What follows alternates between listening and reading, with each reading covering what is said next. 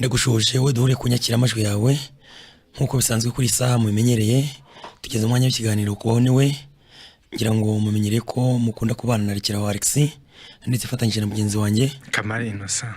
Nkuko je twari hano rero turi mu kureba iby'icyaha ngira ngo n'ubu ngubu nibyo turi bugarukeho ariko mbere yo kwinjira mu kiganiro nyizina reka tubanze dusenge. Nanone Mana yacu tugushimiye yuko tugejeje kuri no saha dufitiye umugambi umuntu wese ubashe kuwushyira ku 105 n'igice kimwe ku buntu butangaje nawo umwuka w'Imana arashaka kugice mubwirira kuri iyo nyakira amajwi ye ari njyewe ari na mugenzi wanjye ndetse n'abumva bose umwuka w'Imana akomeze kudusobanurira tukomeje mu izina rya Yesu, amen. Ngira ngo n'ubundi nkuko bisanzwe ejo twari hano turi ku kibazo cy'icyaha, ngira ngo twagarutse ku cyaha cyo kwihangira gukiranuka twiga ku musore w'umutunzi. Tubona yuko Imana ntavanga mutungo ishaka kama siko bimeze ntavanga mutungo ishaka kugira ngo umunyabyaha agire ibyazana n'Imana igira ibyizana, ahubwo Imana yashaka kutwibesherezaho nta kindi kintu tuyifashijemo nta n'ikindi kintu tuyihaye. Ngira ngo sinzi niba hari ikintu wakwibutsa.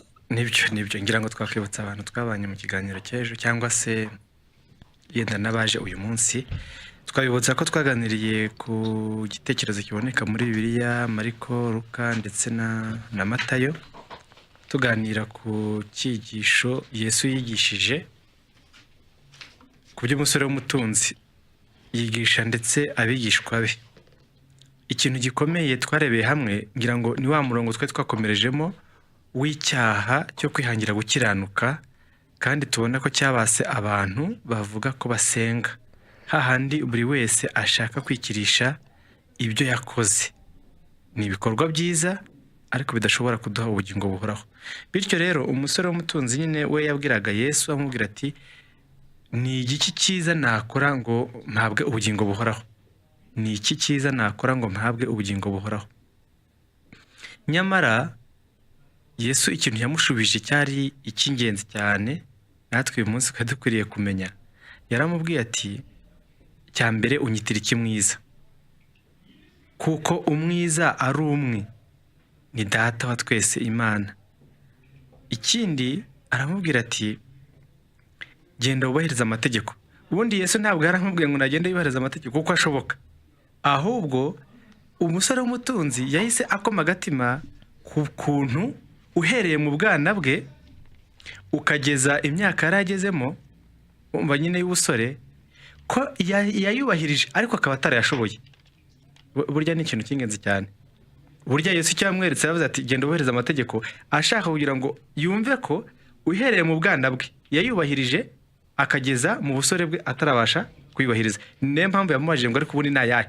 Yari yatekerezaga ko hari andi agiye kumubwira atandukanye nayo yarazi, ariko Imana ishimwe ko yamubwiye ayo yarazi. Nawe aramubwira ati kuva mu bwana bwanjye narayubahirije, tusigaje kimwe. Ni nacyo burya yumvaga ko hari wenda kimwe, hari ukuntu tujya tubaho tukumva ko hari ikintu kimwe twaba dusigaje kubahiriza, twacyubahiriza noneho tukaba tubonye ubugingo buhoraho. Cyakora Imana ishimwe ko na cya kindi watekerezaga wari warubahirije usigaje kimwe ujya kubona ukabona ugisubiyemo. Nta wundi mugambi w'Imana nuko tubeshwaho nayo kandi tukumva ko nta bugingo buhoraho tubasha kwibonamo kubw'ibikorwa byacu byiza uko byaba bimeze kose.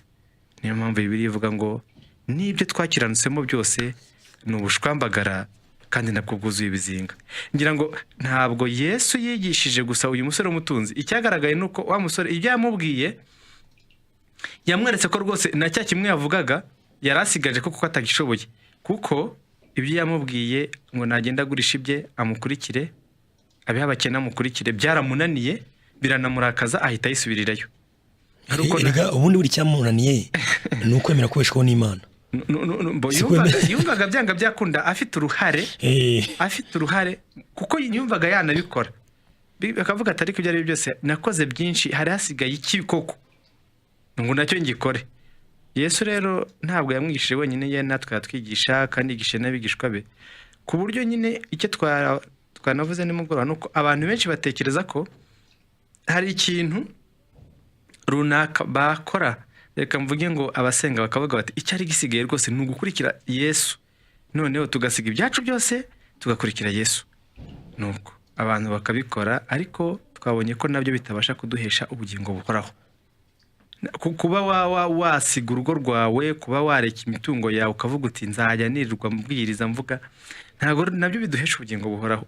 Ubugingo buhoraho ni impano y'Imana iyiha umuntu, ntabwo ari ikintu noneho umuntu yaharanira. Niyo mpamvu n'aba Petero ko batekerezaga bati none ko twagiye koko ku nyanja twabuze n'amafi, ariko amafi tukayabona tukayasiga, tukaba twarasize imiryango, tukaba twarasize ibyo turobesha, tukaba twarasize amato, tuzamera dute mu by'ukuri? Ariko Yesu yabakurindira ku murima ko ibyo ngibyo atari byo bibasha kugenza gute kuko ubugingo buhoraho, kuko ubugingo buhoraho ni impano. Ngira ngo rero nicyo kintu twari twagarutseho mu cyaha cyo kwiyongera gukiranuka, ubwo twabonye ibya Yobu, tubona iby'umusore w'umutunzi. Ndumva n'ubundi uyu munsi dukomeje ikiganiro. Mbonye Kamari unyuzemo muri makeya ku buryo n'utari uri kunyakira amajwi ye wenda uyigezeho uyu mwanya tubasha kugira icyerekezo tugendanamo. Gusa uyu munsi rero turagaruka ku kibazo cy'icyaha none, ngira ngo yego noneho turi bwibaze ngo icyaha nkana. Kamari ko navuze ngo gukora icyaha nkana, hari ukuntu iyo hajemo ikintu cyo gukora umuntu yumva nyine ibikorwa bifatika, ariko mu kuri icyaha nkana ntabwo bavuga ngo hari igikorwa runaka kirimo, siko bimeze. Ariko buriya nuko wenda dufite umwanya mutoya wahamagara abantu akabaza ariko icyaha nkana ni ikihe? Gukora icyaha nkana ni gute? Ni ikintu baba guhita bagusubiza. Wenda twakiriye nk'abantu babiri mbere yuko dutangira. Kasiya, turashaka kubaza iki kibazo, tubaza abantu bitego, cyakora nibatinda turakomeza, ntabwo turi buze kubategereza kuvuga ngo mbese icyaha turacyumva nkuko basanzwe bacyumva nibatinda. Ni ibitekerezo dushaka kugira ngo tunaganire, nta gitangaza ko twatangira twakira telefone ushaka guhamagara ni 25 ufite igisubizo hafi 78 33 8 25 28 33 8. Dutegereje byibuze abantu babiri tukabakira ubundi tugakomeza, cyane ko iri jambo atari n'inzaduka. Allo yego ndabakurikiye. Yego icyaha nkana no kugikora ukizi mbese wakigambiriye ukizi. Nk'iki urugero? Oya tuvuge ngo uziko kwiba ari icyaha. Yego ukarenga ugahita ubikora ukiba. Yego icyo ugikoze nkana kandi ukizi. Urakoze cyane kuba dushubije. Atanze urugero ati kwiba ubikoze uzi ko kwiba ari bibi, ubukoze icyaha nkana. Undi muntu? Allo oui. Yego ubundi icyaha nkana ni icyaha kitababarirwa. Yego kandi twabonye ko ibyaha byose bibabarirwa uretse kutizera. Ubwo rero icyaha nkana ni ukutizera. Alexis, ndumva noneho twakomeza. Twari dutanze umurongo gatoya kugira ngo tuganire nyine nk'uko dusanzwe tuganira. Ngira ngo twakire ibisubizo bibiri bitandukanye. Umwe aravuga ati ikoze icyaha ukizi wakigambiriye, ibyo ngibyo ni icyaha nkana, ubakoze icyaha nkana. Reka wenda nsubirize n'undi muntu wenda bagomba kuboneka mu myumvire dusanganywe. Yego siko bimeze. Ubundi hari ubundi buryo twumva icyaha nkana. Kamari ni ukuvuga ngo kuba buri mwanya icyaha kigenda kigarukirana, ugisabira imbabazi kikongera kikagenda kigarukirana. Mbese ndaguha nk'urugero, uyu munsi nkafatirwa mu cyaha cy'ubusambanyi, ejo nkongera nkagisubiramo, ejo nkongera nkagisubiramo, inshuro zigiraho zikaba nyinshi, umuntu akaba yavuga ati iki cyaha ntabwo uzakibabarirwa. Yego icyaha gikoze inshuro nyinshi mu buryo bugarukiranye. Icyo kintu abantu niko bacyumva, ndetse hamwe n'uriya rwose uvuze ati icyaha nkana ni ukugikora ubizi kandi wagize gute kandi wabigambiriye, atari ibintu bikubwiririye. Buriya icyaha rwose ushobora kugwirira umuntu nk'uko twaba turangaho muri studio, ukajya kubona ukabona wenda ahari wenda nigijeyo nk'icyuma kimwe kikwituyeho, icyo si icyamba nagambiriye.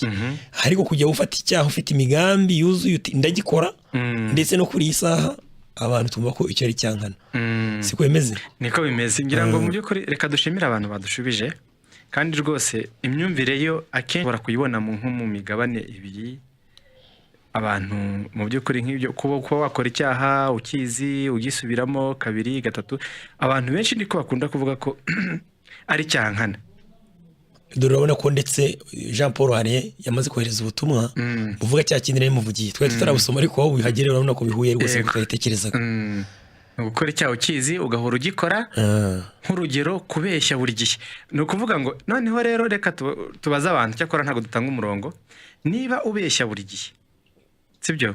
Niba ubeshya buri gihe nk'uko nyine Jean Paul abivuze ni ukuvuga ngo ukora icyaha nkana. Nyamara iki cyaha tugiye kureba ngo umugani hari ubivuze ngo ntigishobora kugenza gute, we yakoresheje ngo ntigishobora kubabarirwa. Reka mu yandi magambo ni icyaha mu by'ukuri Yesu nta kuntu yabona hari nta kuntu yabona kigukiza. mu kanya uko ari bwo twabiganiragaho urabona impamvu kidashobora kubabarirwa. Ariko reka twongere tuvane abantu mu myumvire yo kuvuga ngo ni icyaha gukora icyaha nkana nta wakibona ngo ugikore. Twemeze ko tumenyereye gukora ibyaha byo gukora. Urabona Kamari tuvuze ngo ni icyaha cyo kutizera, noneho umuntu yasigara avuga yuko umurimo kugira ngo babakiranutse ni ukwizera, kandi urumva ni ibintu bihabanye. Siko bimeze, ntabwo kwizera ari umurimo. Ngira ngo Alexis wenda bitaza kuza kwa magambo yacu, reka tugende gahoro. Ariko bwa mbere tubwira abantu ko hari isomo riboneka mu Baheburayo igice cya 10 26 na 27. Nzasome wahasoma rwose, wahasoma kugira ngo abantu bose niho turi bushingire tugenda dusobanura. Igice cya 10:26 ndarikira n'umuntu ufite Bibiliya ye kugira ngo nawe tugendane. Yego. Niba dukora ibyaha nkana tumaze kumenya ukuri, siko bimeze. Ngira ngo n'abantu bashingira bavuga bati twari tuzi icyaha, ariko turaza kubona ukuri cyerecyo. Ntabagisigaye igitambo cy'ibyaha keretse gutegerezanya ubwoba, gucirwaho iteka no gutegereza umuriro w'inkazi uzarya abanzi b'Imana. Siko bimeze. Ariko reka nkomeze Kama, kuko ngira ngo ndasoma ntabwo turi burigarukeho. Wasuzuguye amategeko ya Mose ko atababarirwaga ahubwo bakamwica. Ukuvuga ngo uwo muntu bari kumutandukanya n'uwisha amategeko, sibyo? Abagabo 2 cyangwa 3 bamushinje. Noneho reka wumve ikintu gikomeye rero Kamari. Ntaswe ukandagiye umwana w'Imana. Siko bimeze. Yego. Agakerensa amaraso y'isezerano yamwejesheje, agahemura umwuka utanga ubuntu. Tanga ubuntu. Reka noneho abantu rwose baze turaza kugeruka kuri iryo somo. Ariko ubundi bavuze ngo icyaha nkana umva ko ari gikorwa ubundi dukurikije umuvandimwe wadushubije bwa mbere na Jean Paul maze kohereza ubutumwa bugufi, ni igikorwa kibi umuntu ngo akoze, sibyo? Azi ko ari kibi, bafite ubumenyi nyine ko icyo kintu ari kibi, nta wimuhatiye, afite umudendezo nyine no kuvuga ati ndagikoze. Ariko kandi ari na muzima, wenda tuvuge ngo adafite uburwayi bwo mu mutwe, mbese afite gutekereza kwiza. Uwo muntu niba yakoze igikorwa kibi, nta wimuhase, ari muzima, adafite uburwayi bwo mu mutwe, baravuga bati uwo muntu nuko yakoze rwose icyaha nkana. Noneho twibuke ko rwose nkuko twagiye tureba muri iki cyumweru cyose ibyigisho byagendaga bivuga ku by'icyaha, usanga twibaza ngo mbese ariko ubundi umuntu afite ubumenyi ku by'icyaha. Ngira ngo umbajije icyo kibazo hari uwantera n'amabuye, aravuga ati ninde utazi icyaha, ninde utazi ko gusambana ari bibi. Ariko no kumenya ko gusambana, kwiba, kubeshya n'ibindi ko ari bibi nta nubwo bisaba kuba uri umukristo. Siko bimeze. Ibyo bintu na societe iratwumvisha. Noneho reka nibaririze na Jean Paul wenda kubera ko aradukurikiye, yavuze nyine nko kubeshya. Nibyo, nko kubeshya, ibaze nawe inshuro waba warabeshye. None se uyoboye ko kubeshya ari bibi? Nanjye narabeshye, na Alex yarabeshye, cyakora ntabwo ndi kubashinja ibyaha, ariko nimwibuke inshuro mwaba mwarabeshye. Ninde utazi ko kubeshya ari bibi? Ubeshye rimwe, ubeshye kabiri. Ninde utazi ko gusuzugura ari bibi? Usuzuguye rimwe, kabiri, gatatu.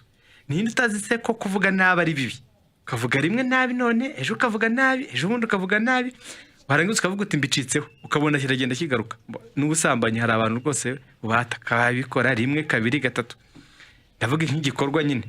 Noneho ugasanga umuntu aravuga ati ya rwose byarandangiranye, niba hari icyaha nkana kivugwa ni iki nkoze.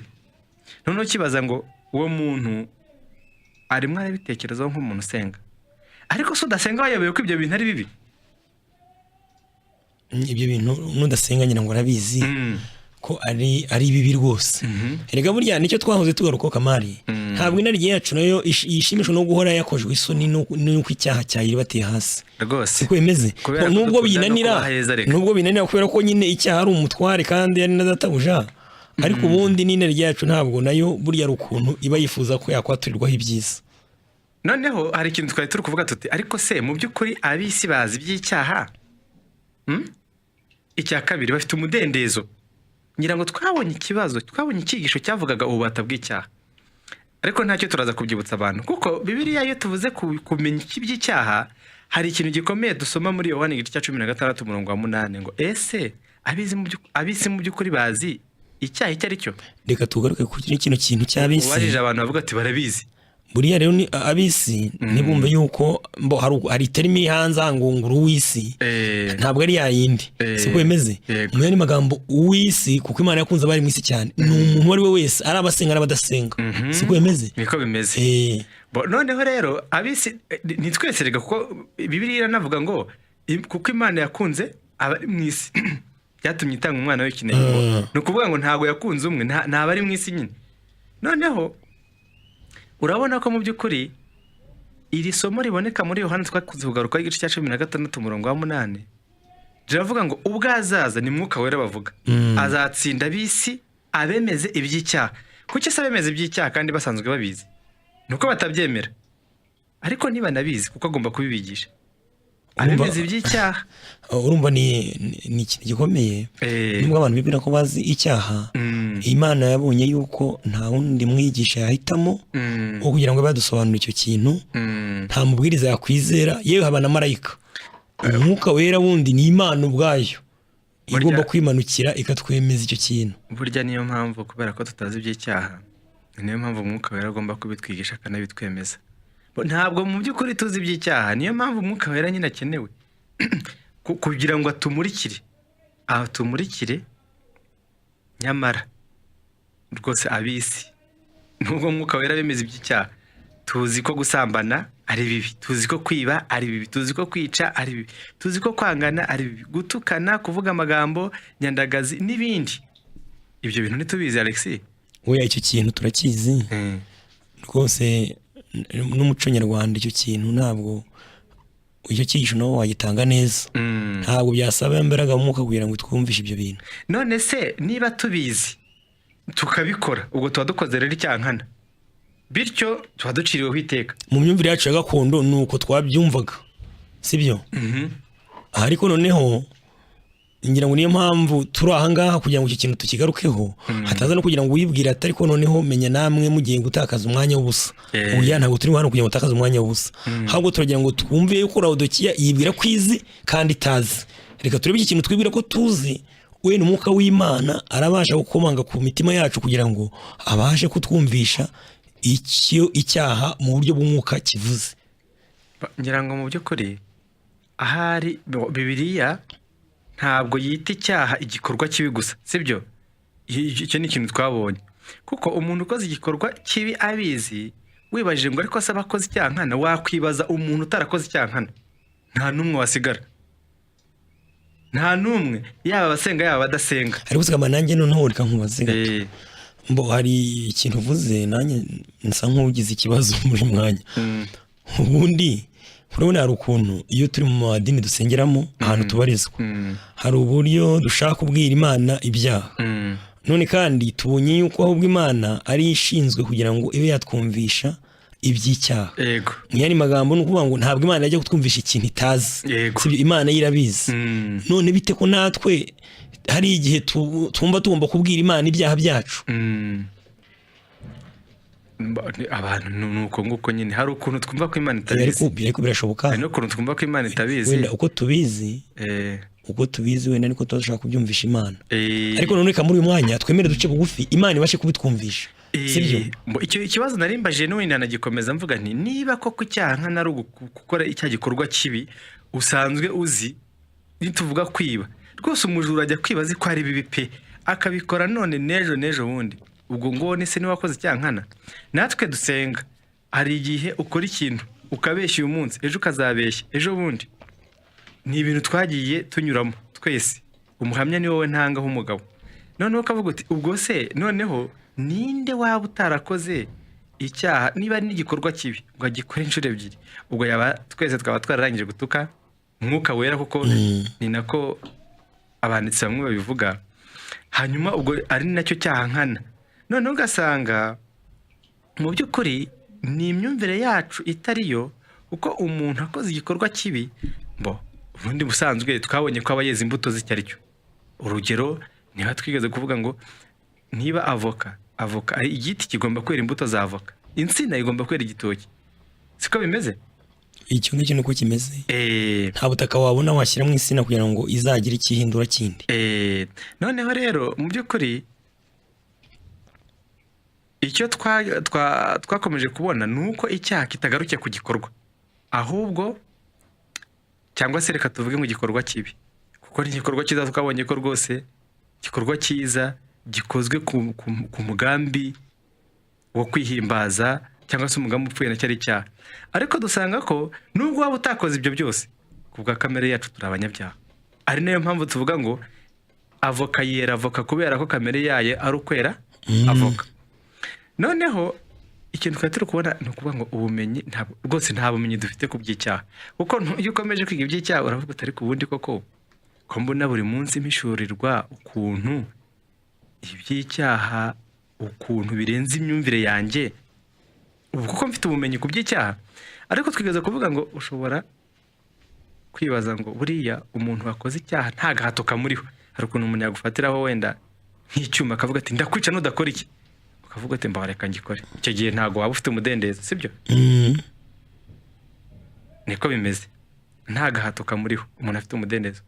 Umuntu aramutse rero avuze ko abantu bakora ibikorwa bibi babikora nta gahato kabariho, icyo gihe yabavuze ukuri yababeshye. Ibyo bintu rero byasa nkaho icyumweru cyose tumaze abantu baba batarumvise iby'icyaha, kuko icyaha ni umutware udutwara. Siko bimeze, icyaha ni databuja.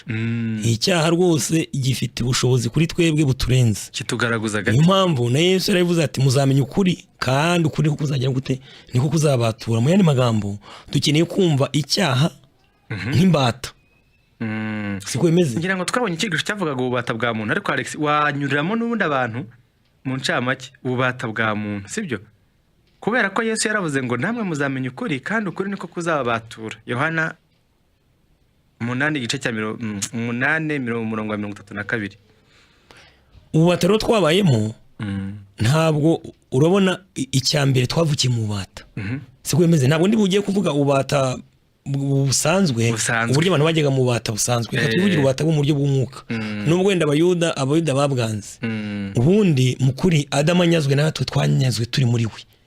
Siko bimeze. Ngira ngo abayuda nabo ntibumvaga iki kintu, kuko bahise rwose batera Yesu twatsi, baravuga bati ibyo bintu ntabwo bitureba, kubera ko twebwe tuvuga kuri Aburahamu. Arabwira ati umuntu wese ukora icyaha, umurongo wa 34 igice cya Yohani cya 8, umuntu wese ukora icyaha aba ari imbata y'icyaha. Kandi hirya y'ibyo rero tumaze no kuvukiramo kamara ubwo bubata bwanatugaragayeho. Siko bimeze. Rwose ibyatwezeho byagaragaye yuko rwose dukomoka, twavutse turi imbata, tuvukira no mu bubata. Iki kintu rero mu yandi magambo twaratsinzwe muri Adamu, kandi turangije kubunyirwamo tunabuvukiramo. Ngira ngo nta muntu n'umwe wigeze avukira hanze y'ubwo bubata. Iyo biza gushoboka wenda hari, ntabwo Imana ari kudukometanyiriza hamwe twese, ahubwo abo ngabo bari kuba bagiye ku ruhande. Ariko Imana ishimwe byanayifashije kugira ngo twese ibone uburyo inagira gute inadukiriza hamwe, ikora ku buryo twari twanyagiye muri Adamu. Niyo mpamvu rero ikintu kiranga ububata nta mudendezo bagifite. Siko bimeze. Buriya rero hari ukuntu twibwira yuko hari n'akanzu, buriya hari ukuntu kubera kuba mu by'Imana cyane abantu bagira ngo ntabwo ibyaha babikunze. Ni nayo mpamvu nubwo wenda tubeshya ko tutabishaka, ko dushaka akanzu ko kubivamo, ikibihamya nuko ibyaha byongera bikatugarukaho. Siko bimeze. Bikakwereka yuko buriya nubwo uri mu kubeshya abantu wenda ngo urashaka akanzu, ariko mu kuri nta kuba wishakira. Kandi uvuye muri ubwo bubata, buriya abandi bantu baramuseka kamari rwose, bati se wagiye mu bati biriya bintu wemeye n'ibiki. Ariko Alex, hari ikintu twavuzeho n'ubundi nifuza kugarukaho. Twaravuze ngo kubijyanye no gukora icyaha cyangwa kutagikora, umuntu si ufata umwanzuro. Umuntu hari ukuntu yakumva ko ari amagambo akarishye. Kubijyanye no gukora icyaha cyangwa kutagikora, umuntu si ufata umwanzuro. Kubera ko ibaze nawe inshuro zingahe wafashe umwanzuro wo kureka icyaha runaka bikaba byaranze, uhita wigaye ukavuga ati ariko koko ndi umugabo ufata umwanzuro, cyangwa ndi umugore, cyangwa ndi umuntu ufata umwanzuro, koko uzi gufata umwanzuro. Impamvu ikomeje gufata umwanzuro ntabwo nyine tuba turi kucyumva Alex. Impamvu ni iyi, kumva umuntu abasha gukora ibintu adashaka ngira ngo nicyo Pawulo yajyaga avuga, akavuga ati yemwe mbonye ishyano, sinzi ibyo nkora, kuko ibyo nshaka gukora atari ibyo nkora, ahubwo ibyo nanga akaba ari ibyo nkora. Nzi ko muri nge, ibyo ni ukuvuga muri kamere yanjye, nta cyiza kimbamo, kuko mpora nifuza gukora icyiza ariko kugikora ntako, kuko icyiza nshaka atari cyo nkora, ahubwo ikibi nanga akaba ari cyo nkora. Ahubwo ibyo nshaka gukora si byo nkora, ibyo ntashaka akaba ari byo nkora. Mu by'ukuri aravuga ati ubwo nkora ibyo nanga si nge ugenza ute ubikora, ahubwo ni icyaha kigenze gute kirankingaraguza agati. Buriya Pawulo yavuga atya, abantu baravuga ati yabaga atarahinduka, ariko reka tumenyeshe abantu ko ari yarahindutse. Nta n'ubwo ushobora kumva iki kintu, ntushobora kumva iki kintu nk'uko Imana atakumurikiye. Oya, ntabwo byagushobokera, kuko urabona Pawulo yavumbuye ikintu gikomeye cyane, kubona yaribonyemo we ubwe. Naho twebwe rero kubera kuntu duhora nyine twumva twavugura amasezerano, iyo hagize ikintu kimbaho nitwaza iyindi mpamvu iturutse hirya yanjye, sibyo? Ku buryo nanone nirindi iyo mpamvu, hari uburyo mba nsigaranye icyizere cyo kuzirinda iyo mpamvu. Ariko Imana ishimwe niyo nyirinze, ndongera nkaba wa wundi kugeza ubwo akanwa kazajya bute, kugeza ubwo akanwa kazaziba. None se reka ngira ngo hari isomo mu by'ukuri riboneka muri Yeremiya igice cya 13:23. Yeremiya yaranditse aravuga ngo mbese umunyegiputa yabasha guhindura ibara ry'umubiri we, cyangwa se ry'ubugondo bwe, cyangwa se nyine umuntu yabasha guhindura ibara umunyetiyopiya y'umubiri we. None harakomeza aravuga ati cyangwa se ingwe yahindura ubugondo bwayo. Nyine urumva ko bidashoboka. Cyakora nubwo yenda hari abantu bavuga ati umuntu ngubu ashobora kuba ari urukara akitwika agahinduka inzobe, ariko burya ntabwo abantu barabikora ubu. Nubwo babikora ariko burya hari ikintu ngira ngo babyita niba nabyita imisimburo. Hari ibintu biba bishinzwe gutangira iyo bara ry'igikara, burya ni ukurwana n'iby'inyuma, ariko mw'imbere burya iyo misimburo iba ikirimo. Ni wa wundi, hari n'ukuntu mbona abantu bajya bihindura inzobe, ariko ugasanga iyo urebye ku ntoki ahantu hashobora guhinduka. Hari iterime bajya bavuga ngo barasa nk'idarapo. Idarapo riba rifite amabara menshi ku buryo bose igihugu cyo turaje ishinga. Turavuga ko umunyetiyopiya adashobora guhindura ibara rye nk'uko biboneka muri Bibiliya, ngo kandi ndetse n'ingwe ntishobora guhindura ubugondo bwayo. Noneho Bibiliya igakomeza ivuga ngo namwe nuko ntimwabasha gukora ibyiza kandi mwaramenyereye gukora ibibi. Niyo mpamvu nyine gukora icyiza cyangwa se gukora ikibi ntabwo ari umwanzuro tubifatira, ntabwo, kuko rwose abaduteze amatwi be kumva ko turi kuvuga amagambo akari, kubera ko ngewe nawe twafashe imyanzuro inshuro nyinshi, nyamara icyagaragayemo nuko ibyo twafatiye umwanzuro tutabigezeho. Ushobora kubigeraho uyu munsi ntubikore, cyakora ukabitekereza. Ushobora kubigeraho uyu munsi ndetse ntunabitekereze, ariko inyuma y'igihe runaka ugasanga agarutse hahandi. Siko bimeze? Buri gihe usanga ari uruziga rugenda rwigarukamo. Niyo mpamvu ngira ngo hari bizigishwa. Niyo mpamvu Pawulo yandikira Abagalatiya avuga ati muyoborwe na Mwuka Wera, ko ari byo mutazakora ibyo mugenje gute mushaka, cyangwa se ibyo kamere yanyu irarikira. Kubera ko nyine mu muntu ntiharimo kuvuga ngo ngewe mfashe umwanzuro ndetse iki cyangwa se nkoze iki ku bijyanye n'iby'icyaha. Ariko reka twongere tubwire abantu yuko uburyo bari mu gushaka kugira ngo bacike ku bikorwa bibi, bongere banasenga Imana kugira ngo bacike ku bikorwa byiza bidakomotse ku mwuka w'Imana, cyangwa bidakomotse ku bugingo bw'Imana bubatuyemo. Kuko ibyo bintu byose imbere y'Imana biciriweho iteka. None se icyankana,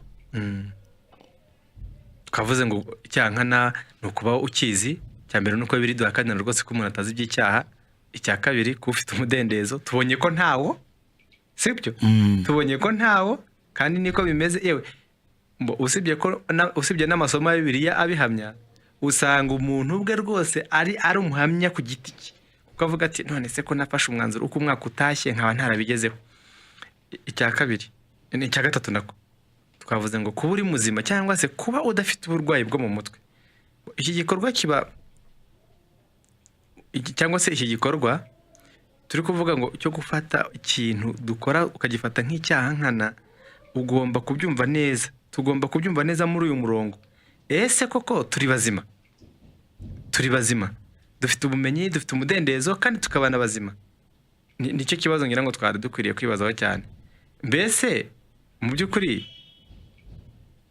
niba tuvuga ngo ni umuntu ubasha muzima ubasha kwifatira icyemezo, ariko ngira ngo hari amasomo menshi muri Bibiliya, hari n'isomo twigeze gusoma Alex, ariko ntacyo turongera turisubiremo ryo mu Migani, sibyo?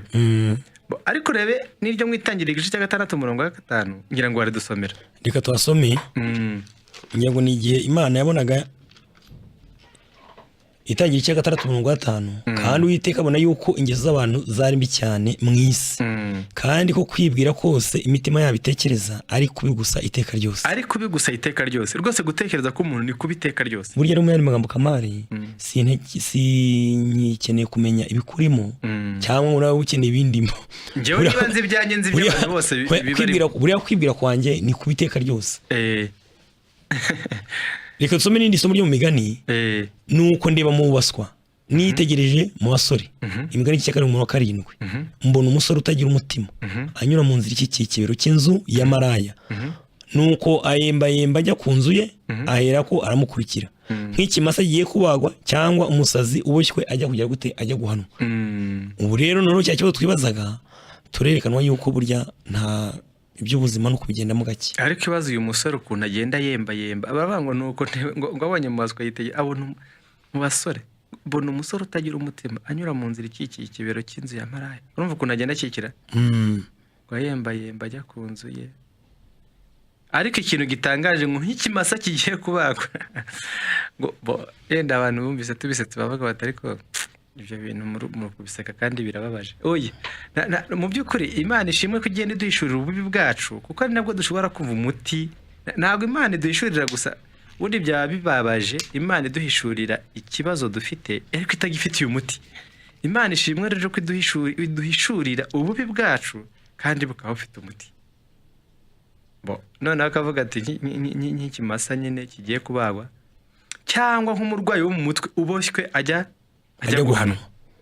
Ibazo uwo muntu ukuntu aba ameze. Mu yandi magambo nta mahitamo muntu afite.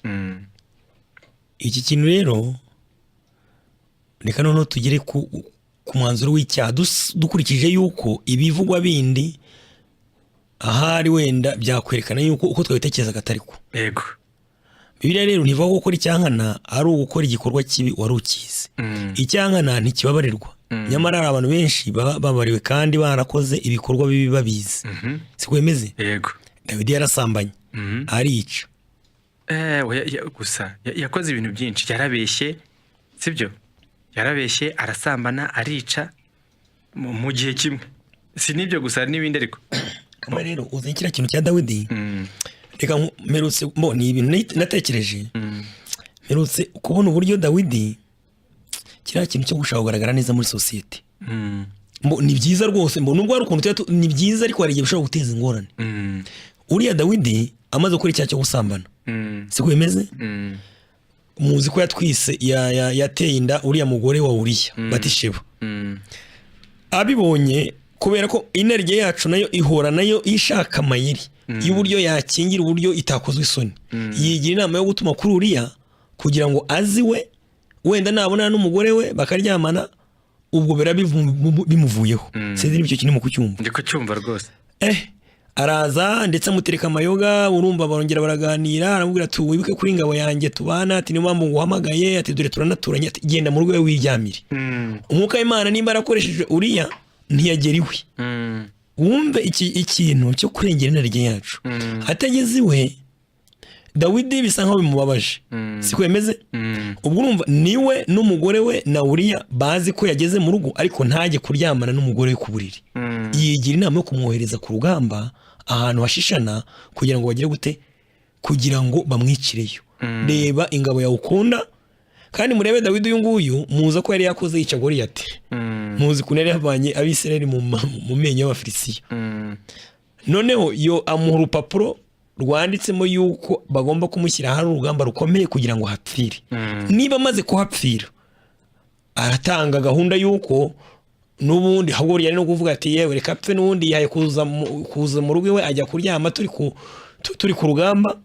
Murebe Uriya amaze gupfa, ariko se Dawidi ibyo ntiyarabizi ko ari icyaha koko. Oya yarabizi Dawidi ahubwo reka nkubwire nikure kuntu burya dufite ikibazo burya Dawidi yararuhutse atahwi ubwo uri yapfuye niwe wari kuzampinyuza yuko ataryamanye n'umugore we ibanga ryari risigaye hagati yabo muri bo ariko Imana ishimwe ntiyabireka umve kunya Imana ijye gutsinda umutima w'umunyabyaha ubwo umwuka wera azatsinda bize uyu mwuka w'Imana akura mu muhanuzi Natani araza rwose amwereka n'uburyo agomba kuvugana nawe Dawidi ajya urumva Dawidi urumva yarazi icyaha cye ntabwo yarakize we yarakize nk'ikimukoze muri societe ariko abonye societe maze kwigera itakibashije kubibona aragenda rwose aratekana aragenda yibiraho neza ariko burya mu mutima we ntiyaratekanye uya mu mutima we ntabwo yaratekanye yagaragara nk'utekanye ariko ntiyaratekanye siko bimeze Natani araza mu buryo rwose umuhanuzi woherejwe n'Imana icyo wenda ntabwo aricyo tugendere kugira ngo twumve kuntu abantu tugora umwuka w'Imana mbese ari ukuvuga bavuga uti Dawidi burya yakoze icyaha nkana bityo nta kindi gitambo rwose yarategereje nta zindi mbabazi ntaki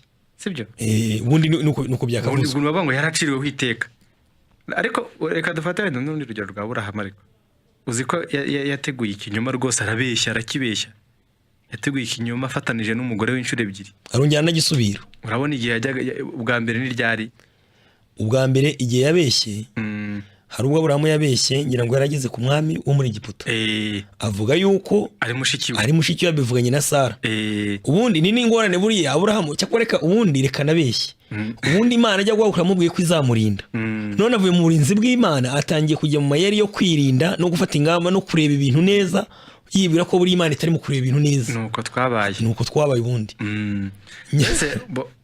nukuri umuntu Imana yo imureba nk'utazi igihe cyaha pe kubera ko iyo urebye isomye muri yo n'igice cya 4:11 aravuga ngo njyewe sindari nkwiriye kubabazwa nive cyangwa se niwe uwo murwa munini urimo abantu agahumbi n'inzove ebyiri basaga batazi gutandukanya indyo n'imoso nkuko mu Kinyarwanda batazi gutandukanya ururo n'icyatsi hakabamwe n'amatungo menshi Imana izi neza ko nta mudendezo mu by'ukuri dufite ntawo wo guhakanira ikibi cyangwa se wo kwemerera icyiza ngo ari cyo dukora uzanye kino kintu cya Yona ubwo nasomaga ibintu bya Yona nabonye yuko nubwo wenda imvugo yacu yaba ipfuye reka nkubwirekama nta mubwiriza mubuza nka Yona yabwirije rwose adashaka kubwiriza siko bimeze ariko byibuze we yaranabivugaga avuga ati rwose sinshaka kujyayo uyenda naba nicyo kandi agezeyo rwose avuga ubutumwa budasanzwe ariko reka mbabwire mumve kuntu umwuka w'Imana ari we uyoboye kwemera tukagenda kandi tutahamanya n'umutima wacu reka mumve kuntu umwuka w'Imana ari we uyoboye rwose ururimi Yona yavugaga umwuka w'Imana yaruhinduraga igihe avuga kurimbuka abanyeniniwe bakumva yuko bagomba guhabwa imbabazi ibyo bintu akaba ari byo bumva ikwereka yuko mu yandi magambo nubwo ururimi rwacu rutabasha gusobanura bino bintu reka dukomeze gutegera amatwi ijwi rya mwuka wera rivugira mu mitima yacu ribashe kutwumvisa icyo Imana ishaka kutubwira none rero iki kintu cy'icyangana umbese umuntu agikora ryari turagaruka kuri rya somo twahereyeho rero abaheburayo sugira ngo ubu ntituri kugana ku musozo turi mugana ku musozo turashaka no gutanga umwanya cyane yuko kubigendanye n'icyaha ngira ngo birangirana n'uyu munsi ariko ntabwo bishize turabisubitse kandi ntabwo twakomeza kubivugaho hari ngo dufatane n'umwanya wa mwuka wera oya nibyo gukiranuka biranakina ari ku bantu iri somo rero ngiye nahageze reka nsome yego siko bimeze abayobora iki cya 10:26 ugende gahoro kugira ngo niba dukora ibyankana tumaze kumenya ukuri nukuvuga ngo kuba ukoze icyaha nuko umaze kumenya ukuri dusobanura ukuri cyari cyo abantu benshi bakunda kwitiranya ukuri no kumenya amategeko sibyo mbese no kumenya icyaha cyakwicisha cyangwa se no kumenya ibikorwa bibi ntabwo ari byo kuko Yesu yaravuze ngo muzamenya ukuri kandi ukuri niko kuzabatura arangije arababwira ati ni nge nzira ukuri n'ubugingo ntabwo ari ukuri gutandukanya n'amategeko noneho rero abantu twe kujya tunabyitiranya niyo mpamvu rero Bibiliya ivuga ngo bamaze kumenya ukuri ndetse Yesu arongera arahindukira avuga ati ubu nibwo bugingo buhoraho uranyumva ndi gusoma muri Yohana igice cya 17:3 ubu nibwo bugingo buhoraho ko bakumenya bakamenya ko ari wowe Mana y'ukuri yonyine n'uwo watumye ari we Yesu Kristo niyo mpamvu ati muzamenya ukuri kuri niko kuzabatura ni nge nzira ukuri n'ubugingo urumva kandi ngo muzamenya ukuri ninde ni Yesu ntabwo ukuri twakunze gufata gukiranuka nk'igikorwa tugafata ukuri nko kumenya amategeko, ariko ntabwo ari byo. Reka twongereho n'iki ngo iyo Bibiliya ivuze ukuri ntabwo ari ukuri mpamagarirwa mu rubanza kugira ngo njye kuvuga ukuri kuko ibintu mbizi, siko bimeze. Ahubwo Yesu Kristo niwo kuri kw'ibyo yakoze akanabihamya. Mu yandi magambo niwe kuri ko gakiza kacu. Iki kintu rero reka dukomeze dusome wenda. Yego. Niba dukora ibyaha nkana tumaze kumenya ukuri, ntiyaba gisigaye igitambo cy'ibyaha, siko bimeze. Yego. Buriya kandi kamari no kugenda gahoro, siko bimeze. Ariko Alex, hari abantu nabonye batangiye kohereza ubutumwa, wenda hari abandi bategereje. Twatanze umurongo wa telefone, ariko reka twibutse abantu koko banabwohereze. Abashaka kohereza ubutumwa bugufi barohereza kuri 07 50 28 89 23. Twakomeza kubera ko turi gusatira kuza kwakira. Noneho ubu uko kuri biri mu kuvugwa, ntabwo dukwiye kwita kuri amagambo yavuze gusa, ahubwo dukwiye no kwita ntiyaba hagisigaye igitambo cy'ibyaha, siko bimeze. Mu magambo ukuri kw'Imana tugomba gushakira mu cyo Kristo yadukoreye, mu ko yatubereye igitambo. Noneho kiretse gutegerezanya ubwoba gucirwaho iteka no gutegereza umuriro w'inkazi uzarya abanzi b'Imana. Uwasuzuguye amategeko ya Mose ko atabarirwaga ahubwo bakamwica. Nukuvuga urumva ko bitandukanye, ariko bya bindi byo kuvuga ngo urumva kwa kuri bavuze hejuru bagarurirwa amategeko ya Mose hepfo, kuvuga ko bitandukanye. Oya nubundi ni ibintu wenda Mose yabaga yaranigishije. Reka wenda tunagaruke no ku kibazo wenda cy'ibishushanyo byashushanyaga Kristo uzatambwa, siko bimeza. Utarabyubahirizaga ntiyaburaga kugibwaho n'urubanza, kandi byari igishushanyo. Noneho nkaswe ukandagira amaraso y'isezerano yamwejesheje. Yego. Kamari rero iki kintu ni ikintu cyo kugarukaho cyane. Uzi yuko uyu muntu, reka twongere tuvuge ngo iki cyaha turimo kuvuga ngo ni cya Yesu atapfiriye kubera impamvu atagipfiriye. Ngo Yesu ababona icyaha, ubundi Yesu mu by'ukuri yatubabariye ibyaha byose, sibyo? Reka tubivugiye gutyo, kuko hari umuntu watangira wenda washaka kuvuga ati none se buriya icyo cyaha Yesu atababariye, kuko Bibiliya ivuga ko amaraso ya Yesu atwezaho ibyaha byose. Yavuze ngo byose nta na kimwe kiba kigenje gute gisigaye. Kandi amaraso ya Yesu nkuko wari utangiye kubivuga, tugomba kuyumva mu buryo ubu. Iyo tuvuga amaraso ya Yesu ntidushobora kuyatandukanya n'umusaraba. Ntabwo byashoboka, ntiwayabona amaraso utabonye umusaraba, sibyo? Wakomeza numva hari ikintu kiza ugiye kuvuga. Iki kintu rero ni cyo abantu bakwiye gutekereza. Ngewe ndimo kwiga kino cyigisho, nubwo twakomeje urumva kuvuga ngo icyaha Yesu yababariye ni icyaha Yesu atababariye. Urumva ni ikibazo cy'ururimi, kandi mugira ngo ni ikibazo cy'ururimi rwacu rw'Ikinyarwanda. Ahubwo burya hari igihe iby'umwuka nyine bisigara ari iby'umwuka, ku buryo umwuka w'Imana ugomba gusigara bisobanura mu mitima yacu. Noneho ngewe icyo nabonye, iki cyaha tugikorwa nyuma yo gusobanukirwa n'iby'umusaraba. Mutese noneho abamwita mu gihe cya kera, mu isezerano rya kera byari bimeze gute? Oya, umusaraba wabayeho mbere na mbere. Ngira ngo ni mu gihe 13 ngo abo bose bamuneshesheje amaraso y'umwana w'intama watambwe uhereye kujya gute kuremwa kw'isi, uhereye kuremwa kw'isi. Abantu birinde kwibwira yuko umusaraba wabayeho kiriya gihe tubona Yesu ari mu kupfiraho, ahubwo kuva katanga ka mbere Imana yari ifite umugambi w'umusaraba mu bwenge bwayo. N'isi itararema twumva Yesu, kandi ndetse Bibiliya iratubwira ngo Imana yadutoranije muri Kristo Yesu isi itararemwa. Isi itararemwa ngo tubabera n'abaziranenge. Niyo mpamvu rero iki cyaha cyo kutizera impamvu Yesu atagipfiriye, umuntu wese agikora nyuma yo gusobanukirwa n'icyo Kristo yadukoreye ku musaraba. Kandi nyuma y'umusaraba avuga ngo urwo rupfu yarupfuye rimwe risa, biba bihagije by'iteka ryose, ntabwo yakongera kurupfa. Mu by'ukuri rero iki cyaha nyine hari uko abanditsi benshi babivugaho mu magambo atandukanye. Uzasanga Yohana yabyandika abyita kutizera, iki cyaha nkana. Pawulo aho yakise icyaha nkana mu Baheburayo, Yohana aravuga ati ni ukutizera, kuko isomye muri Yohana igice cya 3 umurongo wa 17 ukageza ku murongo wa 18 ndetse ukageza ku murongo wa 36 haravuga ngo uwizera ntacirwaho iteka, ariko utizera amaze kuricirwaho kuko atizeye izina ry'umwana w'Imana w'ikinege. Nibyo twavuga ngo umukerensa amaraso ye. Nawe ikibazo aravuga ati niba bicaga amategeko barabateraga amabuye, bikomeye kungana iki gukerensa amaraso y'umwana w'intama w'Imana? reka wumva ikintu gikomeye muri ino somo. Waruzi yuko cyakora ngewe reka ngende isegura rwose kama ntabwo ibi bintu ubundi iki cyigisho cyakomeje kwigishwa n'Imana ubwayo. Niyo mpamvu nubwo turimo kubivuga ibi bintu umwuka w'Imana tuzi ko ari kumwe natwe, ariko kandi akabana n'imitima ya buri muntu wari wese. Siko bimeze. Ubundi iki cyaha nta n'umuntu twabona wagikoze. Nge ntawe wenda nge ntawe nzi kugeza ubu ngubu, ariko Imana yo iramuzi. Ariko umva ikintu gikomeye, nkaswe ukandagiye umwana w'Imana agakerensa amaraso y'isezerano yamwejesheje n'uwo yakandagiye. Siko bimeze. Ariko n'ubundi abantu ubundi iby'Imana bitandukanye n'ibyo twiyumvira twebwe. Ubundi duhora twishakira ikintu kiturimbuza. Reka mbibwira abaduteze amatwi, duhora twishakira ikintu cyaturimbuza kuko bati niba mbeshe kabiri gatatu basi byararangiye rwose natutse mwuka wera, cyangwa se sinizera, cyangwa se nakoze icyaha nkana. Ariko Bibiliya ikabitandukanya. Urumviye kwidusobanurira ko atari ikibazo cya amategeko ya Mose. Mu yari magambo kubera ko yo duhora tuyica mu bitekerezo, mu magambo, mu bikorwa no mu gutarangiza ibyo dutegetswe. Hari icyo banavuze ngo uwizera ntacirwaho iteka, utizera amaze kuricirwaho kuko atizeye izina ry'umwana w'Imana w'ikinege.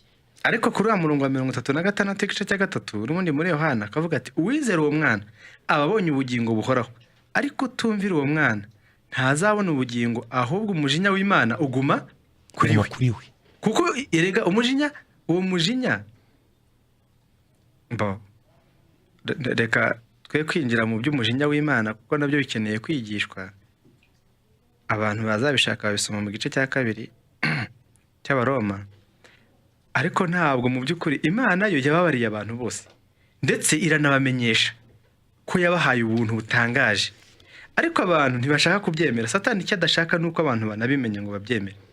Noneho rero nta kindi kintu umuntu yakora. Umujinya w'Imana nuko Imana ibareka gutyo. Nicyo bivuze umujinya w'Imana. Bazabishaka bazakomeza bisome rwose mu Baroma igice cya 2. Nta kindi Imana yakora. Matayo we kandi yakise ngo gutuka mwuka wera. Inzirimo. Matayo igice cya 12 uhereye ku murongo wa 32 kugeza ku murongo wa 34. Cyakora ku rwange ruhande numva ari ukuntu Matayo yakoresheje imvugo wenda ijya kugira uburemere. Nubwo wenda abantu bakumva yuko kwakunda abantu tubayeho byo wenda byo gutukana, ntabwo ari icyo ngicyo. Gutuka umwuka wera n'uguhakana iby'umwuka w'Imana ari mu kukwemeza. Hari ukuntu umuntu yavuga ati reka nimvuga ngo nimbwa ndabamututse, ariko ntabwo ari icyo ngicyo. Ntabwo ari ngira ngo adusomere iryo somo. Ariko Alex reka turisome uhere ku murongo wa 34. Ubundi n'ahantu byari riturutse hari ikibazo cyari gihereye kuri Yesu. Ariko Yesu abona nta kintu mubwiye, nawe ati reka yewe ndi mu mubiri mwankora ibyo mushatse, wenda reka bye kwa magambo yanjye. Reka tugendane muri Matayo 12 umurongo wa 32 kugeza 34. Haranditse ngo nuko muramba barara nagiye mu 13 Matayo 12. Nicyo gitumye mbabwiriza yuko abantu bazabarirwa icyaha cyose n'igitutsi, ariko gutuka umwuka wera ni icyaha kitazababarirwa. Kandi umuntu wese usebye umwana w'umuntu azababarirwa. Umwana w'umuntu bavuga ninde? Ariko yari Yesu uri mu mubiri. Baramusebeje cyane, usebye no kumusabya baramwishe. Ariko arababwira ati Mana ubabare ko batazi icyo bagenje gute bakora. Kuko urumva Kamari, uburiya hari ikintu dukeneye kumva cyane. Kuba Yesu yarari mu mubiri ubwabyo byashobora kuba byabigisitaza kubizera. Byari uburyo bwiza bwo kwemera kumwemera nk'umwana w'Imana. Ariko ku bantu bashingiye kureba kubigaragara ubu nabatizera, byari uburyo bwiza bwo kuba bamutuka. Batuye mwene Yosefu, bati uyu akorwamo n'umutware wa Bezebuli. Ariko noneho ijwi ry'Imana riri mu kutwigisha. Siko bimeze. Wa mugani wa Paulo yandikira Bibiliya ati kera Imana yavugana n'abasokuruza mu kanwa k'umwana wayo, mu kanwa k'abahanuzi. Ariko ubu ngubu ivugana natwe mu kanwa k'umwana wayo. Nibyo iki kintu nuvuga ngo ni ijwi ry'Imana rivugira ku mutima wawe. Kuri cecekesha no kwanga ibyo riguhamiriza. Ni iki unese urumva wakoresha n'ururimi rundi wakoresha. Iki kintu rero niyo mpamvu iki kintu cyo kuvuga cyo gutuka umwuka wera rwose reka urumva wenda tutarananzura. Urumva Bibiliya iravuga ngo umwuka wera naza azabemeza iby'icyaha, sibyo? abemeza ibyo gukiranuka n'iby'amateka. Ni ukuvuga ngo niwe mufasha utuba hafi igihe cyose. Noneho wowe ukavuga uti njyewe urabinyemeje ariko ngenje gute ndabyanze. Hari n'abantu bari kwandika ubutumwa bakaba ariko mu by'ukuri mu ijambo rimwe cyankana. Abantu nyine dukunda n'ijambo rimwe.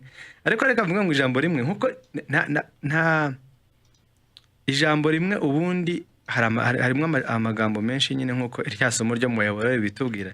Ariko ni ukwanga ukomeje utsimba rwose ubitsimbarayeho igihe cyose ukavuga uti rwose sinshaka amateka yanjye muri Kristo Yesu. Sibyo? Mwuka akakubwira ati dore uri umunyabyaha ntushobora kwikiza na gato. Imana yaragukijije akagusobanurira warangiza ukavuga ati ndabyanze.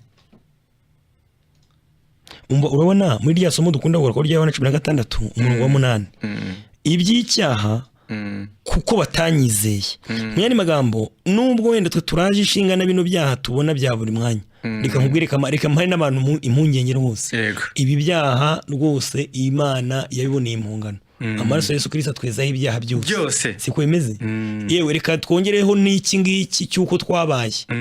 Sibyo nuko twabaye nakubwa kamere yacu na kamere yacu Imana burya yibambye ku musaraba aba ariko mwiyumva mu yuko mwapfanye na Kristo. Ariko iki cyaha kigarutse n'iby'icyaha kuko batagize gute kuko batanyizeye. Mu yandi magambo kwanga tumaramaje agakiza Imana yatuboneye binyuze muri Yesu Kristo kateguwe n'Imana Data wa twese kagasohozwa n'umwana kakumvikanishwa na Mwuka Wera mu mitima yacu. Ibyangombwa byose birahari kugira ngo tubashe kumva ibyanye n'iby'agakiza. Ubundi ariko nanjye mfite amatsiko nanjye kubona uwo muntu. Ngiye nanjye n'uwo muntu antangaje. Umuntu ushobora kuzarwanya n'Imana akayitsinda kandi kamareka tuvanira abantu inzira ku murimo. Iki cyaha ntabwo ari icy'abapagani. Siko bimeze. Ntabwo rwose bikorwa n'abapagani. Ariko n'abantu barekene kwiciraho iteka nicyo turi kuvuga. Kuko umuntu rwose yiciraho iteka akavuga ati rwose ngiye byarandangiranye. Nshatse nabivamo. Kubera ko none se ko nafashe umwanzuro kandi nkaba ntarabigezeho. Icyo kibazo gihari. Nimba ari icyaha cyo kugarukirana. Yewe hari ikintu nigeze gutekerezaho cy'igisambo ku musaraba. Ntabwo wari gufata umwanzuro uvuga ngo agiye kubamba igisambo ku musaraba atari icyaha gikozwe inshuro zigarukiranye kugezwe kibonye ku musaraba. Alexis, ntago twavuga ibintu ngo tubirangize ko ari ubutumwa bwinshi. Hari nk'umuntu umaze kwandika avuga ati none se niba muri kamere yacu ari icyaha gusa ubwo twakora iki? Uyu nguyu yarabaza neza nka cya kibazo wa musore w'umutunzi yabajije Yesu, nakora iki ngo mpabwe ubugingo buhoraho? Urabyumva? Nicyo kibazo yisabaza ati none se niba muri kamere yacu ari icyaha gusa ubwo twakora iki? Imana iravuga ati mwamenye ibyo nabakoreye mukava mu byo gukora. Burya abantu bakunda gukora cyane. Nshimishwa cyane n'igitekerezo cy'umwana w'ikirara na mwene nyina. Igitekerezo kiboneka muri Luka igice cya 15. Njya ngikunda cyane. Abantu benshi bakunda kwita cyane kuri uriya musore wagiye cyangwa se uriya mwana wagiye agata urugo rwa se ariko bakirengagiza wasigaye mu rugo. Reka mbabwire yuko n'uriya wagiye nawe yarakoraga. Hari ikindi kintu mperutse kubona muri iyi minsi. Uriya mwana yakoze imirimo ivunanye siko yemeze kuko kuragira ingurube ntabwo ari ikintu cyoroshye kama. Ntabwo ari ikintu cyoroshye kuragira ingurube. Hari ku kibazo yaraziragiraga agahembwa kurya iby'ingurube zisigaje. Icyo gihembo ni igihembo rwose nacyo kidafite agaciro. Nabyo oya ntiyanabibonaga. Nabyo kandi ntabwo yabibonaga. Sibyo? Nari nshaka gusomera nk'umuntu bati nakora iki? Reka mubwire ko uyu mwana yasigaye mu rugo rwa se ariko mwumva ikintu gitangaje. Umurongo wa 28 w'igice cya 15 muri Luka. Hari amagambo wenda uhereye ku murongo wa 25 ngo ariko umwana we w'imfura yari ari mu murima amaze kuza ageze hafi y'urugo yumva abacuranga n'ababyina. Ahamagara umugaragu amubaza ibyabaye ibyo ari byo. 27 aramubwira ati murumuna wawe yaje none so yamubagiye ikimasa kibyibushye kuko amubonye ari muzima. Umva yaramwishimiye. Undi ararakara yanga kwinjira nuko isi arasohoka aramwinginga. 29 maze asubiza se ati maze imyaka myinshi ngukorera ntabwo nanze itegeko ryawe ariko hari ubwo wigeze umpa. Urumva ukuntu ibi bintu avuga. Aravuga ati maze imyaka myinshi ngukorera sibyo? Nta nubwo nanze itegeko ryawe. yigize umukozi. Uyu ni umukozi rwose mu rugo rwa se. Ntabwo nanze itegeko ryawe, ariko hari ubwo wigeze umpa n'agasekurume. Umwana uri mu rugo asaba agasekurume koko? Agasekurume ngo nishimane n'inshuti zanjye? Ahubwo se ni igiki yarabuze mu rugo rwa se ku buryo atangira kumva ko akeneye agasekurume? Yari afite ikibazo, ariko imirimo yakoraga ubundi atarya yabiterwaga n'iki? Mwakabyaramo. Bibiliya igenda yisobanura. Sinzi kamere yacu ikunda gukora, n'uyu mwana nubwo ari mu rugo urumva ko ashaka gukora. Ise ntiyigeze amutegeka ko ariko arazana ngo nubahirije amategeko yawe, ngo ibintu byose ninjye wabikoze. Mbokama reka nkubwire, wenda turi mu kwanzura sa nkubwira abantu amaherezo y'ibi bintu, kuko icyaha tukivuzeho ku buryo rwose ngira ngo ibisigaye byasobanurwa n'umwuka w'Imana, ariko icyo tubonye ducukuye imva ndende cyane hejuru y'umunyacyaha ubonye. Reka tubwire n'abantu ko iby'iki dusoreje aha twebwe Kamari Innocent na Alexis, twebwe tubaye dusubikiye aha. Nese ubundi kama nyuma y'icyumweru tumazanga tuvuga iby'umunyacyaha, ubundi wamusaba gukora iki? Imana irebye umunyacyaha Ikimana yakora ubundi ni ukugushyira mu mva. Siko imeze ikarangira. Ntabwo uyu muntu rwose Imana yamusaba kugira icyo akora, ahubwo Imana izamukorera. Siko imeze. Ubu ngubu turi babi. Ni Imana ishobora gusanasana umuntu, cyikora no kumusenya burundu. Hari umuntu wavuze ngo hari ikintu cyananiye Imana, uburyo umuntu amaze gucumura Imana kongera kumuhindura mwiza. Ibyo bintu byarayinaniye. Siko imeze. Ikizakora cyo kuri kintu yamufashije, yamuhaye uburyo bwo gupfa kugira ngo azukane nayo. Alex, hari umuntu wabajije ngo amahoro nkuko Yesu yabishatse, mudusubiriremo iryo somo mwatangije rijyanye no gukerensa amaraso. Ni iby'Abaheburayo igice cya 10:26. Abaheburayo igice cya 10 umurongo uhere ku murongo wa 26 manuke. Twakwakira abantu kuri telefone.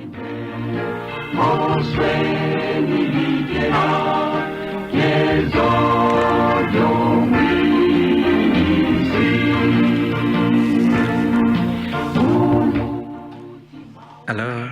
Yego mwiriwe. Mwiriwe neza. Yego ni Theogene. Igikona. Yego. Wagabanya radio yawe. Reka negere kure yawe. Nagira ngo mumbwire iby'icyaha nkana. Ese nk'umuntu ukora icyaha nkana ari ku isi, amariye iki se? Amariye iki isi? Cyangwa se mu yandi magambo, yego, umuntu nk'uwo nguwo urushya Imana, cyangwa reka niba ko arushya Imana, reka mvuge gutya, umuntu nk'uwo nguwo uri mu isi ntacyo amariye isi, akora icyaha nkana, Imana yamumarira iki? Bariko ni ikibazo cya mbere. Waba wumvise icyaha nkana ariko ko atari gusubira mu gikorwa kibi runaka? Nabyo turi kubyumvikanaho. Noneho rero hari ikindi kintu naje kwibazaho. Yego. Ko abantu bose bahawe agakiza muri Kristo Yesu. Yego. Ikibazo kiri, ibyo by'ibibazo by'icyaha biraturuka he? Ko abantu bose bagakwiriye kuba baziranenge muri Kristo, bakaba ari abera n'abaziranenge bazahabwa ubwami bwa Kristo. Ariko nibo n'ubundi nibo. Niba ari bo rero bakaba ari abera n'abaziranenge barahawe agakiza. Yego. Ibyo by'icyaha nkana numva nta hantu byagaturutse. Numva ko bahawe agakiza kandi ako gakiza ari akabo, bagomba guhamya ibyiringiro byabo ko ari abera n'abaziranenge bazahabwa ubwami. Ubwo rero ibyo bindi by'icyaha numva ahubwo nta nubwo byakagombye kwigishwa. Yego. Ahubwo numvishe ko abantu bakwigishijwe uburyo babaye abera, bakaba baziranenge, bakaba bategereje ubwami bw'Imana gusa. Muze kugira icyo mubivuga, wenda murakoze. Ngiye nuko nabyumvaga. Oya, urakoze nawe gutanga ibitekerezo byawe. Kandi murakoze. Nawe urakoze. Alex, wamubwira iki? Mbongira ngo icyo Theogene avuga, nge ndumva ikigisho yacyumvise. Siko bimeze. Yamaze kumenya rwose agaciro k'icyo Yesu Kristo yadukoreye, ku buryo n'undi umaze gusobanukirwa wumva umuntu uzarimba kundana turuka bikaba byakuyobera. Hari ikintu yavuze bwa mbere rero avuga ngo umuntu wamaze gukora icyankana, kamane kubuye ko iyi mvugo ngo amariye iki si, iyi mvugo turimo gukoresha yo gukora icyankana nta bundi bugorangingo twabona. Si n'ikibazo cyo kwikinyarwanda cyacu gikennye, ahubwo hari ibintu by'umwuka udashobora gupfa kuvuga ngo byumvikane. Iyo hajemo gukora wanakwerekana aho wagikoreye. Siko bimeze. Arega Bibiliya yera navuga mu kinyarwanda cyacu dufite ngo niba dukora ibyankana tumaze kumenya ukuri, haba hasigaye igitambo cy'ibyaha keretse gutegerezanya ubwoba gucirwaho iteka. Kiriya kintu rero uwo muntu ku isi nta n'umuntu, nicyo niyo mpamvu navuze ni ubundi ibintu byakomeje kwigishwa n'Imana ku mutima buri muntu wari wese. Ngiye Kamari n'ubwo twatanye kino kiganiro ntabwo wagenda uvuga ngo wowe ngo byararangiye ngo nawe byararangiye. Hari abantu wenda bajya bishyira muri uwo mwanya, ariko ibyo ngibyo ntabwo bishoboka. Icyo mbona ngewe nuko uwo muntu uko ndeba ntaho uhari. Ariko reka tunamubwira ngo twebwe ntago ikibazo cyacu ari no rwose ntago ari uko tureba abantu bakoze icyankana. Oya, ahubwo ni ukuvuga ngo Uwiteka yashyize ibishoboka byose kuri twebwe. Ikintu umugambi w'iki cyigisho ni ukugira ngo abantu bareke kwiciraho iteka bumva ko bakoze icyankana kubera gusubira mu gikorwa runaka. Amen. Ni icyo ngicyo. Reka rero ari n'ikindi yavuze ati none ko abantu bakijijwe. Iriya somo twavuze nyine ry'Umuheburayo igice cya 10 umurongo wa 26. Nkanswe ukandagiye umwana w'Imana. Siko bimeze?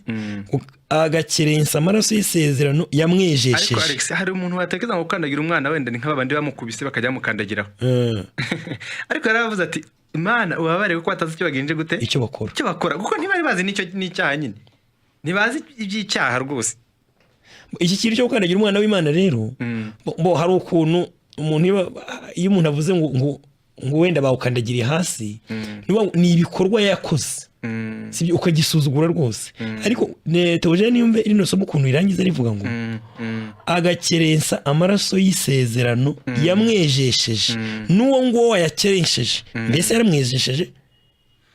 Hari umuntu wari umushubije aravuga ati igisubizo naha mugenzi wanjye.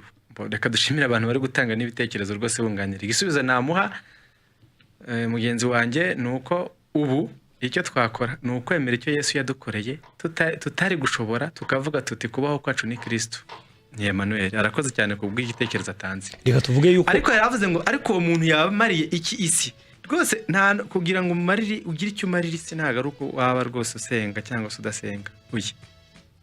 umuntu mu isi yayiteza imbere. Nta bihuriye rwose, ntaho bihuriye, sibyo? Ntaho bihuriye. Twakwakira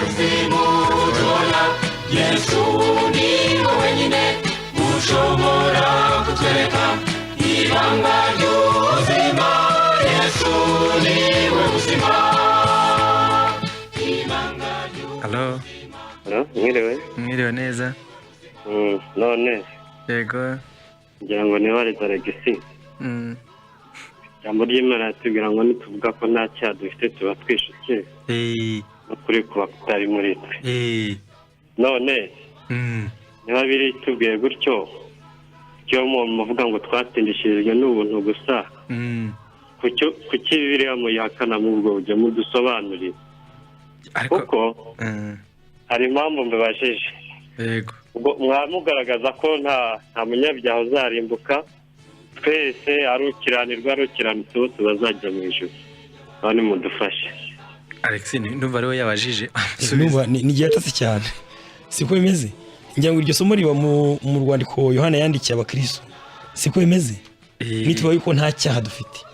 Ariko niyo tuvuga ko burya nta cyaha dufite, nta nubwo twatwaramaze iminsi 7 yose turi kuvuga ko umuntu ahubwo ari mubi, ari uwo gushyirwa mu mva. Ndi kumva uri gutinda kumusubiza kandi numva nshaka kwahuranya. Cyakora ndumva giye nta kindi kintu nanarenzaho. Icyumweru cyose tukimaze tuvuga yuko umuntu ari mubi n'ibye byose. Nta kindi kimukwiriye nimva, kandi Imana yarabikoze, yabikoreye muri Kristo Yesu. Ahubwo twanavumbuye yuko n'ibyiza burya byacu ari ikindi kibazo imbere y'Imana. Twanabonye ko nayo nawe ari umunyabyaha nk'abandi bose. Tumaze kubona ko Aburahamu subwo kuruza wabizera nawe yari umunyabyaha nk'abandi bose. Ariko icyo turavuga tuti turabera n'abaziranenge muri Kristo Yesu. Icyo kintu kandi n'abazarimbuka ntabwo ari uko icyo gikorwa batazabara gikorewe. Nabo bazaba baragikorewe, ahubwo bagihakane bamaramaje. Aricyo twakunze kuvuga ngo nukutizera nugutuka umuka wera. Sibyo?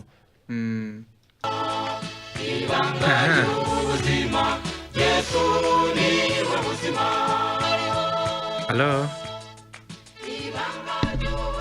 Hello. Yego. Ikibazo mutansubijeje. Narabajije ngo uriya mutunzi ubutunzi abwirwa kujya gutanga akabugurisha gusobanura iki n'abakene agomba kubufashisha abashushanyi. Alexis wamusubiza ngo hari ikibazo tutashubijejwe. Mungane nta nubwo tuba twanabishubije byose. Biza ari byinshi cyane. aravuga ati ariko ubwo butunzi bushushanyije, ariko numva twe twanamushubije, twahereye mu byahishuwe turi kuvuga ko nyine icya mbere Yesu yabwiraga abantu avuga ati Laodikiya bya Laodikiya, ni cyo avuga ati wowe utekereza ko uri umutunzi ariko utazi ko uri umutindo kugenza gute wo kubabarirwa. Ubundi ibyo twigwijeho byose ntabwo ari ibintu, Yesu ntabwo yari afite ikibazo cy'ibintu byo kuvuga ngo ni imyambaro. Wamusubiza urabona dufite ikibazo. Nijya muri ijambo nagarutsemo twinjira no mu kiganiro, navuze yuko nta vangamutungo Imana ishaka, siko yemeze. Umutungo wacu Imana irashaka kuwujugunya hariya, mu yandi magambo yawubambye ku musaraba, siko yemeze. Rwose twahuranye, irashaka kubanza kumarira ku musaraba, ubundi ikajya yaduha noneho ubugingo bwayo. Ikibazo dufite rero nuko twebwe dushaka kugira ibyo dukora, n'Imana ikagira ibyo dukora, tugahurizamo hagati. Ubundi ubutunzi bwe yibwiraga ko atunze, nyamara ari umutindo wo kubabarirwa. Yesu ashaka kumubwira ngo nafate ibyo abigurisha abiha abakene, sibyo? Abiha abakene nk'uko nyine bivuga. Hari ukuntu umuntu biri yashaka gushushanya akantu kose akavuga ati agasobanuye iki. Ariko ubutunzi nigeze kuvuga ejo niho navuga, ariko ubundi yatanga ubwo butunzi bwe yari gusigarana iki? Yari gusigara ari iki? Yesu icyo yashaka kumwereka aravuga ati wowe ukwiriye kubanza kuba umukene kugira ngo noneho ngo ube umutunzi. Ubundi bari kubyumva, wari ukwiriye kubanza kuba umukene, ni ukuvuga ngo ibyo wari wifitemo byose, ibyo ngibyo byo kuvuga ngo yubahirije amategeko nibwo bwari ubutunzi bwe. Ngira ngo nibyo Pawulo yavugaga ngo ibyari indamu yanjye, ibyari ubutunzi bwanjye byambereye igihombo kubwo kuronka noneho ubutunzi butagenje gute, butagira akagero, aribwo Kristo Yesu. Mbese mu yandi magambo reka tubizane mbese mu gucuruza. Muri iyi minsi hari ukuntu mu Rwanda havumbutse amabuye y'agaciro, ni nk'uwaba afite koruta hakaza kugira undi uvumbura zahabu. Sinzi yuko hari umuntu wavuga ngo ndagumana koruta yanjye ngo wenda zahabu yigireyo. Ngira ngo kamari nubwo wenda iby'amabuye y'agaciro utamenyereye, ariko mpamya yuko ikibiriti cya zahabu gishobora kugura hari wenda ibitebo bya koruta, siko yemeze. Ibyo bintu byacu rwose ni amazina ntoki iyo tubigereranyije n'ubutunzi butagira akagero muri Kristo Yesu. Mu magambo ro kwirirwa ubigundira, ibyo ntabwo wabigundira, ubundi byihutira kujugunya.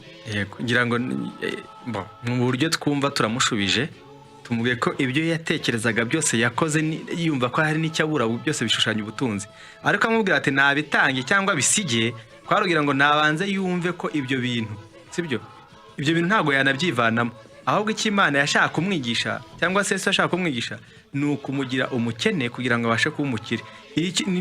No mwanya twafashe wose kugira ngo abantu twumve ko turabatindi bo kubabarirwa, noneho imbabazi za Kristo zitugereho, kuko nicyo cyamuzanye. Hari ubutumwa twasoma,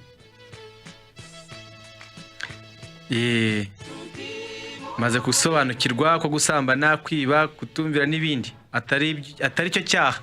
Icyaha ni igituma nkora ibyo, ikindimo, ibindi ni umusaruro w'ibindimo. Ariko se ntiryari bizamvamo.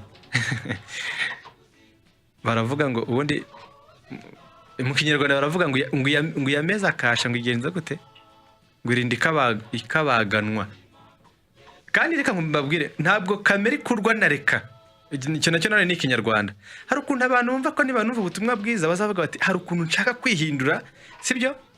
Niba mara kumva ubutumwa bazavuga ati uyu munsi mfashe umwanzuro n'ubundi ubusubiye hahandi cyane. Imana iravuga iti, Pawulo niwe wavuze ati nabambanywe na Kristo, ariko ndiho, nyamara sinjye uriho, ahubwo ni Kristo uri hehe, uri muri njye. Yesu mu buzima bwe bwose nawe ntiyigeze yigenga, ntiyigeze akora ikintu kubw'ubushake bwe, ahubwo yahoze agengwa n'ubushake bw'Imana. Niyo mpamvu dukeneye kumva ko nta kiza na gito kiri muri twebwe kugira ngo tubashe gutega amakiriro yacu yose ku Mana yonyine. Ni icyo ngicyo. Naho ubundi usesenguye kino kibazo cy'umuntu avuga ati noneho se nimara kukuvamo bizagenda gute? Hari ukuntu umuntu bivuga ati bizashira, akumva ko bishaka ko bimushiramo.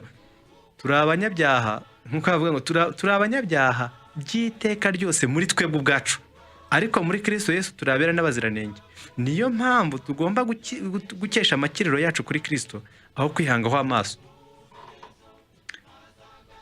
Undi ati wadusomera Alexis 22 none niba ubugingo buhoraho ari impano ya bose ni ya bose arabaza ati ni ya bose igisubizo ni ya bose kuko Imana yakunze abari mwisi cyane byatumye itanga umwana wayo ngo ntawe uzarimbuka niba kurimbuka guhari ntawe uzarimbuka ibyo kurimbuka si ibyacu cyakora na Yuda yabaye umwana wo kurimbuka none se ubundi we niba yamaze kumenya ko ubugingo buhoraho arabariza nde ariko twijye tubariza abantu ngo ariko ariko umuntu abariza akavuga ati nose ntawe uzarimbuka rwose shishikazwa nuko uno kumenya ko ubugingo buhoraho kandi kuba umwuka w'Imana guhamirije iby'ubugingo ntugire ngo hari isumbwe ufite ku bandi bantu bandi n'abandi yabibahamiriza nk'uko biguhamirije icyiza nuko umwuka w'Imana akoranye nawe ukamenya ko ufite ubugingo buhoraho muri Kristo Yesu niba kurimbuka guhari ubwo ubugingo nukubukorera icyo nicyo rwose Bibiliya itavuga namba ntabwo yigeze ivuga ngo abantu bakorere ubugingo buhoraho reka da kuko Bibiliya iravuga ngo ibihembo by'ibyaha ni urupfu ariko impano y'Imana ni ubugingo buhoraho ni impano rwose ntabwo ari igihembo ese kama reka uyu muntu nongeraho kiri kintu wenda nubwo mba ninjiye mu bindi bintu abandi bazadufashamo reka tubwire abo bantu rwose no turabarangirize yuko n'ubundi abantu banarimbutse siko bimeze ku musaraba ubundi nyoko umuntu yose yaragize gute yarapfuye nyoko umuntu yose yaririmbutse kandi yari ipfuye urupfu rw'iteka ryose cyakora yapfuye niko bose bagenze gute niko bose bapfuye abantu bakwemeye icyo gihano kuki abantu bakongera kwisubiza muri izo ngorane reka tubwire abantu ko tutashobora gusubiza ibibazo byose kubera ko igihe kiracyari kirekire cyo gutegera amatwi ibyigisho uwumva rwose abishaka umwuka w'Imana abirarikiye azabikurikira twe tubaye dusubikiye ahangaha nyamara kandi ejo uzakurikire hari abandi bagenzi bacu bene data bazaza gukomeza ibyigisho Alex numva twasoza hari message tutabashije gusoma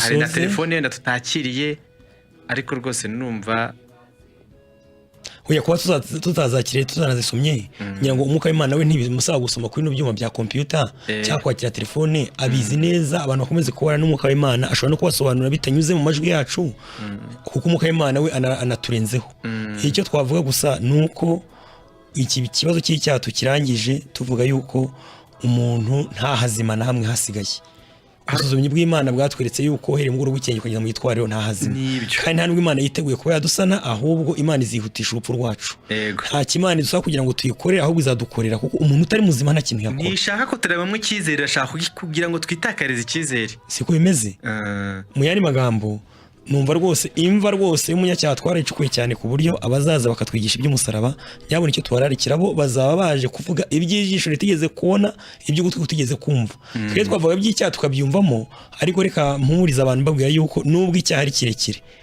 ubuntu bw'Imana bwarushaho gusaza dufite rwose ibyiringiro siko bimeze ibyiringiro rwose bizaboneka kandi mbabwire yuko uko turushaho gukomeza kumva iby'icyaha nako tuzagaciro agakiza kacu dufite muri Kristo Yesu kamanyine mu twasoza turabashimiye abantu bose twabanye kandi twizeye ko Imana iri kumwe natwe twese turagushimiye Uwiteka Mana yacu ko mu by'ukuri wakomeje kubana natwe kandi n'uko iri kumwe natwe kugira ngo ukomeze kutwigisha uko twabaye twitakariza icyizere ahubwo tugishyire kuri wowe umwuka wawe abashe kutwemeza nk'uko aricyo cyamuzanye iby'icyaha byo gukiranuka n'iby'amateka imitima yacu niwo wenyine ubasha kuyiruhura utubashe gutegaho byose kuko uri byose kuri twebwe mu izina rya Yesu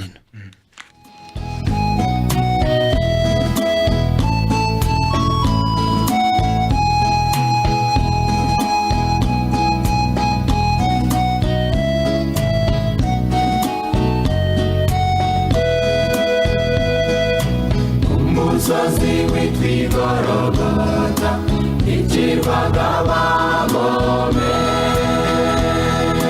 babicaga urupfu rw'imivume bamanitse ku giti kandi Yesu niho bamujyanye bamwica urupfu rubi yatumye n'Imana ibazinukwa ibyaha byabo ni koko uwo musaraba yikoreye ntiwumeshaga cyiza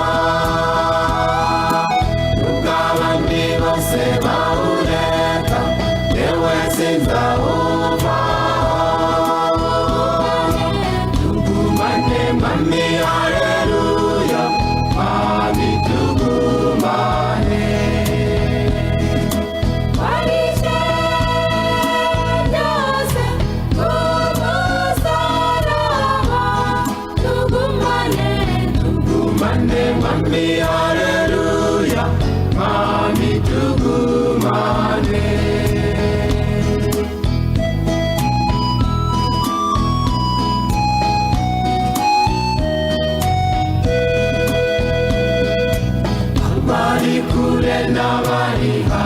mwami mwese nimumushime rutare rwisungwa n'amahanga